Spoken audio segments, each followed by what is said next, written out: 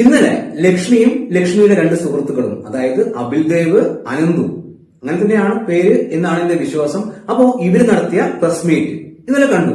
ഞാൻ കാണാനുണ്ടായ കാര്യം എന്താണെന്ന് വെച്ച് കഴിഞ്ഞാൽ അവർക്ക് എന്തെങ്കിലും പുതിയതായിട്ട് പറയാനുണ്ടാവും എന്നുള്ള ചിന്തയിൽ തന്നെയാണ്. അപ്പൊ എന്താണ് വിഷയം എന്നറിയാലോ. പക്ഷെ അവർക്ക് പുതുതായിട്ടൊന്നും പറയാനൊന്നുമില്ല. മറ്റേ സംഭവം തന്നെ, പണം വാങ്ങിച്ചു, ദാ വീഡിയോ, അതായത് പണം വാങ്ങുന്ന വീഡിയോ. നമസ്കാരം, ഞാൻ ഡോക്ടർ റോബിൻ രാധാകൃഷ്ണൻ. ഇത് ഇന്ന ദിവസമാണ്, ഇന്ന മാസമാണ്, എനിക്ക് ഇത്ര രൂപയുടെ ആവശ്യമുണ്ട്, ഇന്ന ദിവസം തിരിച്ചു തരാം എന്ന് പറയുന്ന വീഡിയോ. ഇത് നമ്മൾ കണ്ടതാണ്, കേട്ടതാണ്. ഡോക്ടർ റോബിൻ തന്നെ പറഞ്ഞിട്ടുണ്ട്, ഞാൻ അവരുടെ കയ്യിൽ നിന്നും പണം വാങ്ങിച്ചിട്ടുണ്ട് എന്നുള്ള കാര്യം. അപ്പൊ അതില് വലിയ പുതുമയൊന്നുമില്ല. പിന്നെ അതൊരു ക്രിമിനൽ കുറ്റവുമല്ല. പുതിയതായിട്ട് അവർ കൂട്ടിച്ചേർത്ത ഒന്ന് രണ്ട് കാര്യങ്ങൾ കൂടിയുണ്ട്. ഒന്ന്, ഹണി ട്രാപ്പ്. മറ്റൊന്ന്, ഡോക്ടർ റോബിന്റെ കൂടെ ഉണ്ടായിരുന്ന ഒരു ഫോട്ടോഗ്രാഫർ ഉണ്ടായിരുന്നു, ശാലപ്പൻ. പുള്ളിയെ ഹണി ട്രാപ്പിൽ കുടുക്കി ഇതുപോലെ പുള്ളിയുടെ കയ്യിൽ നിന്നും പണം പറ്റിച്ചു.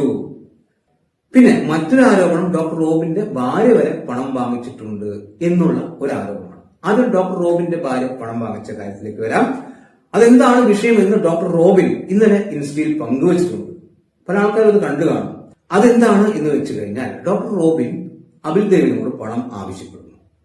അപ്പോ അബിൽദേവ് പറയുന്നു വൈഫിന്റെ അക്കൗണ്ട് നമ്പർ തരാൻ. അപ്പോ അവരുടെ ബിസിനസ് സ്ഥാപനത്തിന്റെ അക്കൗണ്ട് നമ്പർ കൊടുക്കുന്നു.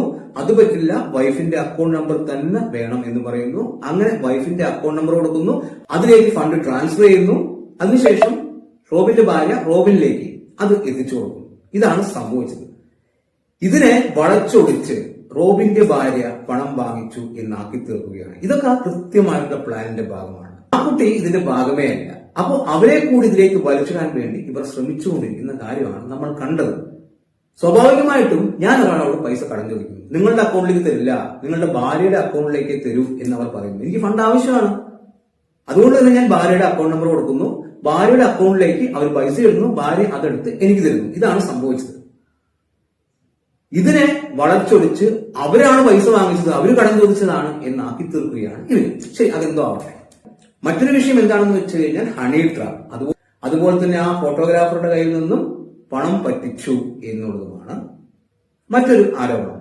ആ ഫോട്ടോഗ്രാഫറെ ഹണി ട്രാപ്പിൽ കൊടുക്കാൻ ശ്രമിച്ചു, പണം പറ്റിച്ചു എന്നുള്ളത് റോബിനെതിരെ വന്ന മറ്റൊരു ആരോപണം.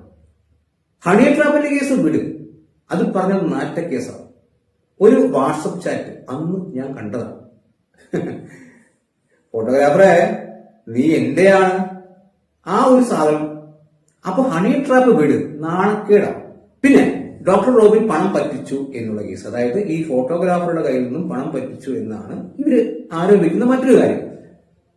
ഇവരൊക്കെ ഡോക്ടർ റോബിന്റെ കൂടെ ബിഗ് ബോസ് കഴിഞ്ഞതിന് ശേഷം ഉണ്ടായിരുന്ന വ്യക്തികൾ തന്നെയാണ്. ആ സമയത്ത് ഇവന്മാരുടെ കയ്യിൽ 5 പൈസ ഇല്ല എന്ന് നമ്മൾക്ക് എല്ലാവർക്കും അറിയാം. നമ്മളെല്ലാവരും ഇവരെ ഫോളോ ചെയ്തിട്ടുള്ള ആൾക്കാരുമാണ്.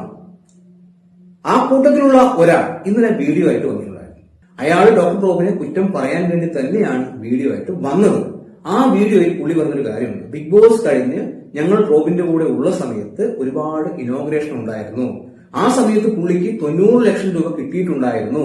എന്നിട്ടും പുള്ളി ഇത്രയും കടം വാങ്ങണമെങ്കിൽ പുള്ളിക്ക് എന്താണ് ആവശ്യം എനിക്ക് മനസ്സിലാവുന്നില്ല എന്ന് ആ പുള്ളി പറയുന്നുണ്ട്. അപ്പൊ നമ്മൾക്ക് ഉറപ്പിക്കാം, ആ സമയത്ത് ഡോക്ടർ റോബിന്റെ കയ്യിൽ പണം ഉണ്ടായിരുന്നു, 90 ലക്ഷത്തോളം രൂപ ആ സമയത്ത് തന്നെ കിട്ടിയിട്ടുണ്ടായിരുന്നു എന്നുള്ളൊരു കാര്യം. ഈ 90 ലക്ഷം രൂപ ആ സമയത്ത്, അതായത് വളരെ കുറച്ച് മാസങ്ങൾക്കുള്ളിൽ ഉണ്ടാക്കിയ വ്യക്തിയാണ് ഡോക്ടർ റോബിൻ. അപ്പോ ആ പുള്ളി ഈ ഫോട്ടോഗ്രാഫറുടെ കയ്യിൽ നിന്നും പണം പറ്റിച്ചു എന്ന് നിങ്ങൾക്ക് എങ്ങനെ പറയാൻ സാധിക്കും? ഇവർക്ക് ഫോട്ടോഗ്രാഫർ പറഞ്ഞ അറിവാണ് ഉള്ളത്. അപ്പൊ അത് വിശ്വസിച്ച് ഇവര് മാധ്യമങ്ങൾക്ക് മുന്നിൽ വന്നിരുന്ന് പറയുകയാണ്. ഈ ഫോട്ടോഗ്രാഫറുടെ ഇപ്പോഴത്തെ അവസ്ഥ എന്താണ് എന്ന് നിങ്ങൾക്കറിയോ?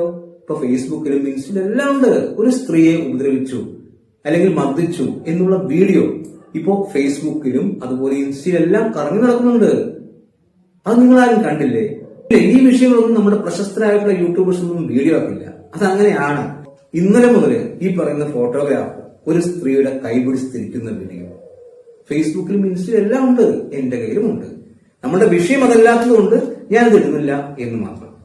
അപ്പോ ഇതൊക്കെയാണ് കാര്യങ്ങൾ. അപ്പോ ഈ ഹണി ട്രാപ്പ്, പണം പറ്റിക്കൽ, ഇതൊക്കെ കേട്ടറിവ് വെച്ച് വിവരമില്ലാതെ ഓരോന്ന് വിളിച്ചു പറയുന്നതാണ്.